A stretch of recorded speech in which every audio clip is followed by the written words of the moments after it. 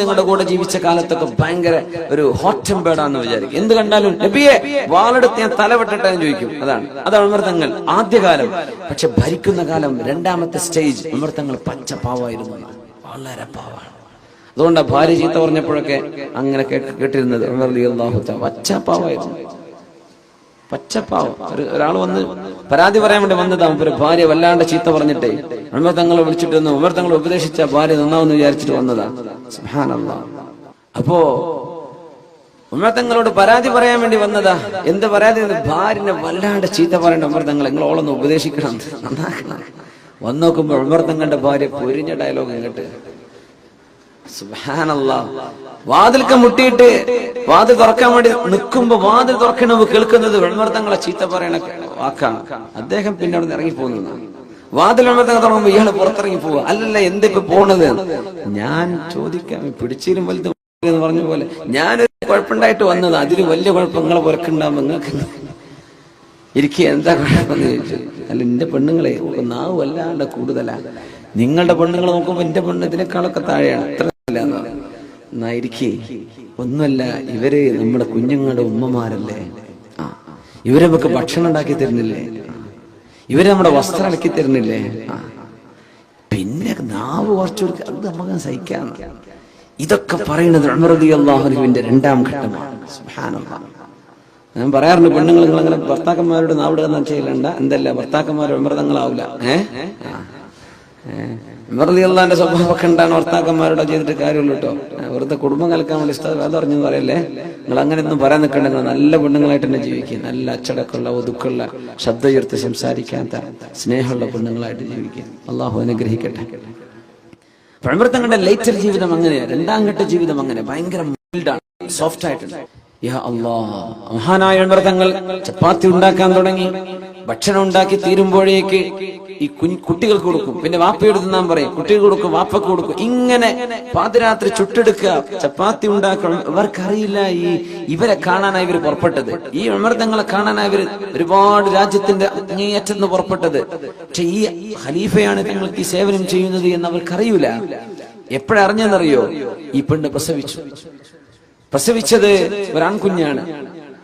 അപ്പോ ഉമ്മു കുൽസൂം റളിയല്ലാഹു അൻഹ, ഉമർ തങ്ങളുടെ ഭാര്യ, വീട്ടിന്റെ ഉള്ളിൽ നിന്ന് വിളിച്ചു പറഞ്ഞു, ബശ്ശിർ യാ അമീറുൽ മുഅ്മിനീൻ അഖാക ബിൽ വലദ്. അമീറുൽ മുഅ്മിനീൻ, നിങ്ങളുടെ കൂട്ടുകാരന് ഒരു ആൺകുട്ടി പിറന്നു എന്ന സന്തോഷ വാർത്ത അറിയിച്ചു കൊടുത്തേക്കണം. അമീറുൽ മുഅ്മിനീൻ എന്ന് ഒരാളെ മാത്രമേ ആ ലോകത്ത് വിളിക്കപ്പെടൂ. യാ അല്ലാഹ്, ഇത് അമീറുൽ മുഅ്മിനീനോ? ഇതാണോ അമീറുൽ മുഅ്മിനീൻ? അയാളോട് എഴുന്നേറ്റുന്നത്, ഇരിക്കി പിടിച്ചിരുത്തി. യാ ഉമർ ഇബ്നുൽ ഖത്താബ്, ഞാൻ അറിഞ്ഞില്ലല്ലോ നിങ്ങളാണ് അമീറുൽ മുഅ്മിനീൻ. അതിനെന്താ? സയ്യിദുൽ ഖൗമി ഖാദിമുഹും, ഒരു സമൂഹത്തിന്റെ നേതാവ് എന്നത് ആ സമൂഹത്തിന്റെ സേവനം ചെയ്യുന്ന ആളല്ലേ. ഈ നന്മ ഉമർ തങ്ങൾ ആരോടും പറയരുത് എന്ന് പറഞ്ഞിട്ടുണ്ട്. ഈ മനുഷ്യനോട് ആരോടും പറയല്ലേ എന്ന്. ലോകം ഈ സംഭവം അറിഞ്ഞത് എപ്പോഴെന്നറിയോ? ഈ ഉമർ റളിയല്ലാഹു തആല അൻഹു അന്നൊരിക്കൽ ശത്രുവിന്റെ കുത്തേറ്റ് മരിച്ചപ്പോ ഈ മനുഷ്യൻ വിളിച്ചു പറഞ്ഞതാ, എനിക്ക് ഇങ്ങനെ ഒരു അനുഭവം അന്ന് മരുഭൂമിയിൽ ഉണ്ടായിട്ടുണ്ട്, അതാരോടും പറയരുത് എന്ന് പറഞ്ഞു. അതുകൊണ്ട് ഞാൻ മിണ്ടിയില്ല. ഇനി പറയാലോ, ഉമർ തങ്ങൾ വഫാത്തായില്ലേ. അങ്ങനെയാണ് ലോകം ഈ നന്മ അറിയുന്നത്. ചെയ്തത് അല്ലാഹുവിന് വേണ്ടിയാണ്, ആരും കാണാനല്ല, ആരും അറിയാനല്ല. അതുകൊണ്ടാണ് നമ്മളും പടച്ചവനും മാത്രം അറിയുന്ന ഒരു നന്മ എപ്പോഴെങ്കിലും നമ്മൾ ചെയ്തേ പറ്റൂ. നമ്മളും പടച്ചവനും മാത്രം. ഏതെങ്കിലും ഒരു പാവപ്പെട്ട ഒരു യതീമിന്, വിധവയായ ഒരു സഹോദരിക്ക്, കണ്ണു കാണാത്തൊരു ഉമ്മാക്ക്, ഒരു വൃക്കരോഗിക്ക്, ഒരു ക്യാൻസർ രോഗിക്ക്, ഏതെങ്കിലും പ്രയാസപ്പെട്ട ഒരാൾക്ക് നമ്മളും അല്ലാഹുമല്ലാതെ മറ്റൊരാളും അറിയാത്ത രീതിയിൽ സഹായിക്കാൻ പറ്റണം. മറ്റു റിലീഫിനൊക്കെ സഹായിച്ചേക്കണം, ഇതിനൊക്കെ സഹായിച്ചേക്കണം. പക്ഷെ നമ്മളും പടച്ചവനും മാത്രം അറിയുന്ന ചില സ്വകാര്യതകൾ വേണം. ഇത് ഭയങ്കര പ്രശ്നമാണ്. ഇബ്ലീസ് ഇങ്ങനെ പറയല്ല, നാളെ അറിയണ്ടേ, എത്ര കാലം ഇപ്പൊ ചെയ്യാൻ തുടങ്ങിയിട്ട് ഒന്നറിയിക്കണ്ടേ, ഇതിങ്ങനെ വന്നോണ്ടിരിക്കും. സുബ്ഹാനല്ലാഹ്. ഞാൻ പറയാം, നമ്മൾ കർണാടകയിലോ തമിഴ്നാട്ടിലോ ആന്ധ്രാപ്രദേശിലോ, അല്ലെങ്കിൽ നമ്മുടെ കേരളത്തിന് ഒന്ന് കുറച്ചങ്ങോട്ട് പാലക്കാട് ജില്ലയിലോ, അങ്ങനെ വളരെ പാവപ്പെട്ടവർ ജീവിക്കുന്ന പ്രദേശങ്ങളിൽ, കുറച്ച് പാണത്തൂർ അങ്ങോട്ടൊക്കെ പറ്റും. നമ്മളും പടച്ചവനും മാത്രം അറിഞ്ഞിട്ടൊരു ചെറിയ പള്ളിയെങ്കിലും എടുത്തു കൊടുക്കുക. നമ്മളും പടച്ചവനും മാത്രം അറിഞ്ഞാൽ മതി.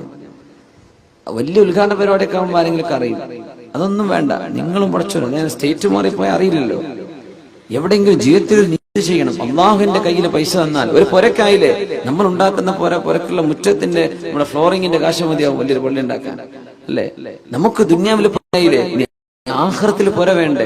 മൻ ബനാ ലില്ലാഹി മസ്ജിദൻ വലൗ കമഫ്ഹസി ഖതാ, ഒരു പ്രാവിന് ഇരിക്കാവുന്ന സ്ഥലേ ഉള്ളൂ, അത്രക്ക് ചെറിയ പള്ളി ഉണ്ടാക്കിയാലും ബനല്ലാഹു ലഹു ബിഹി ബൈതൻ ഫിൽ ജന്ന, നാളെ പരലോകത്ത് സ്വർഗ്ഗത്തിൽ അല്ലാഹു പുര പണിത് കൊടുക്കുമെന്ന് റസൂലുള്ളാഹി സ്വല്ലല്ലാഹു അലൈഹി വസല്ലം. ആകെ 5 ആൾക്ക് നിസ്കരിക്കാനേ പറ്റുള്ളൂ. ഈ സ്റ്റേജിന്റെ അത്ര പോലും വലിപ്പമില്ലാത്ത പള്ളിയാണ്, എന്നാലും സ്വർഗ്ഗത്തിൽ അല്ലാഹു പുര തരുന്നു. അപ്പൊ നമുക്കൊരു വീടായി കഴിഞ്ഞോ, ഇനി ഞാൻ അള്ളാഹ്ക്ക് വേണ്ടി ഒരു വീട് എടുക്കും.